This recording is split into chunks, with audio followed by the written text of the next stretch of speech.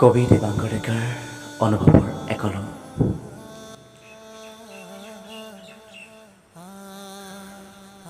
শূন্যৰ বাগিচাত মই পাৰিজাত বিচাৰি যোৱা নাছিলোঁ।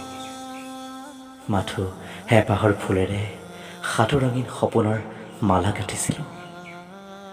তোমাক লৈ মোৰ অলেখ সপোন আছিল।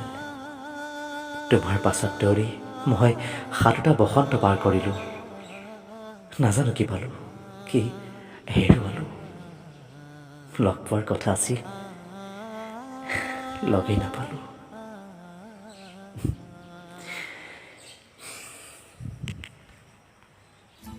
ঠিকনাটো পালেই আবেলি এটাত তোমাৰ কাষলৈ যাম।